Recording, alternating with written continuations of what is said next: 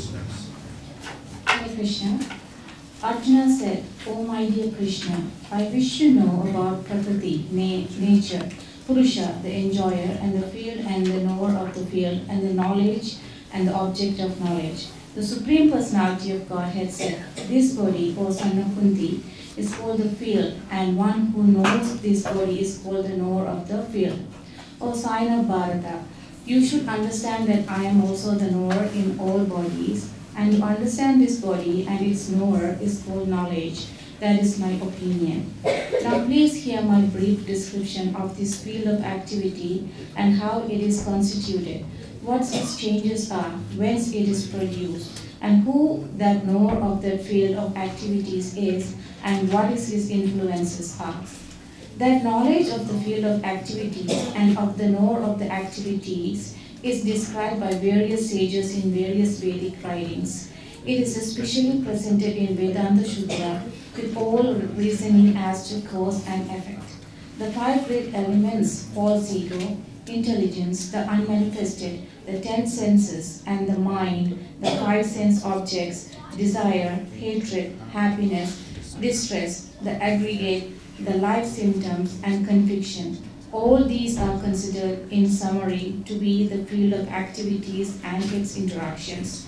Humility, pridelessness, non-violence, tolerance, simplicity, approaching a bona fide spiritual master, cleanliness, steadiness, self-control, renunciation of the objects of sense gratification, absence of false ego, the perception of the evil of birth, death, old age, and disease, detachment, freedom from entanglement with children, wife, home, and the rest, even-mindedness, and amid pleasant and unpleasant events, constant and unalloyed devotion to me,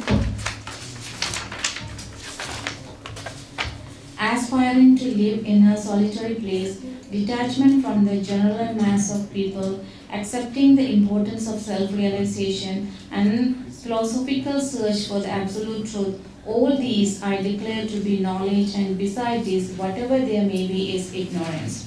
I shall now explain the knowledge, knowing which you will taste the eternal Brahman, the spirit beginningless and subordinate to me, lies beyond the cause and the effect of this material world. Everywhere are his hands and legs, his eyes, heads, and faces, and he has ears everywhere. In this way, the Supersoul exists, pervading everything. The Supersoul is the original source of all senses, yet he is without senses. He is unattached, although he is the maintainer of all living beings. He transcends the modes of nature, and at the same time, he is the master of all modes of material nature. The Supreme Truth exists outside and inside of all living beings, the moving and the non-moving. Because he is subtle, he is beyond the power of the material senses to see or to know. Although far, far away, he is also near to all. Although the Supersoul appears to be divided among all beings, he is never divided. He is situated as one. Although he is the maintainer of every living entity, it is to be understood that he devours and develops all. He is the source of light in luminous objects, and he is beyond the darkness of matter and is unmanifested. He is knowledge, he is the object of the knowledge, and he is the goal of knowledge. He is situated in everyone's heart.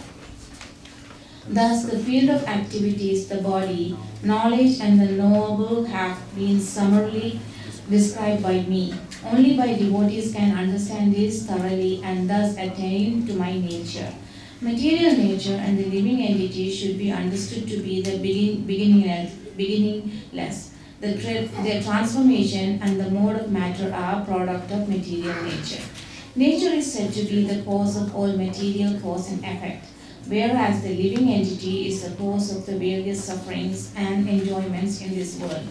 The living entity in material nature thus follows the way of life, enjoying the three modes of nature. This is due to his association with the material nature.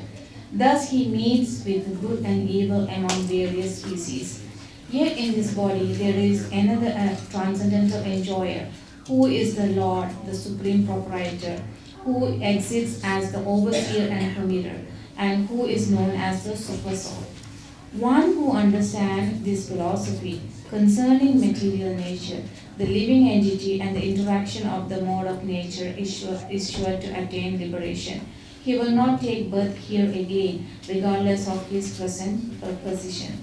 Some perceive the supersoul within themselves through meditation, others through the cultivation of knowledge, and still others through working without fruitive desires.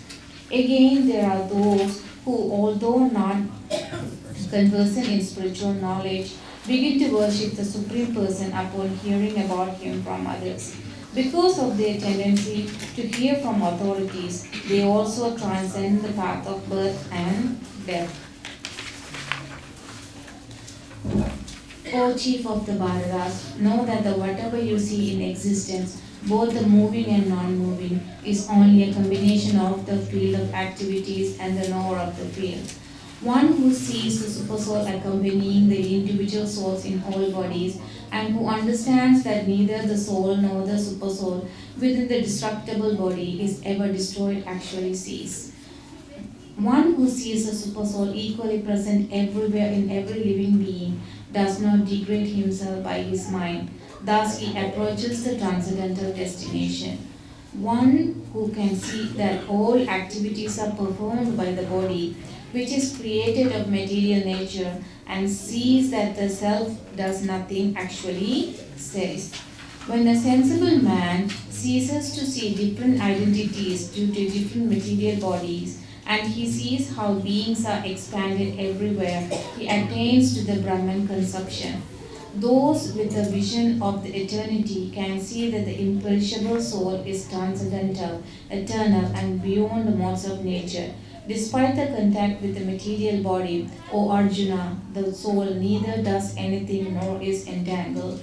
The sky, due to its subtle nature, does not mix with anything, although it is all pervading. Similarly, the soul, situated in Brahman vision, does not mix with the body, though situated in that body. O son of Bharata, as the sun alone illuminates all this universe, so does the living entity, one within the body, illuminate the entire body by consciousness. Those who sees with the eyes of knowledge and the difference between the body and the knower of the body, and can also understand the process of liberation from bondage in material nature, attains to the Supreme God. Hare Krishna. Hare Krishna.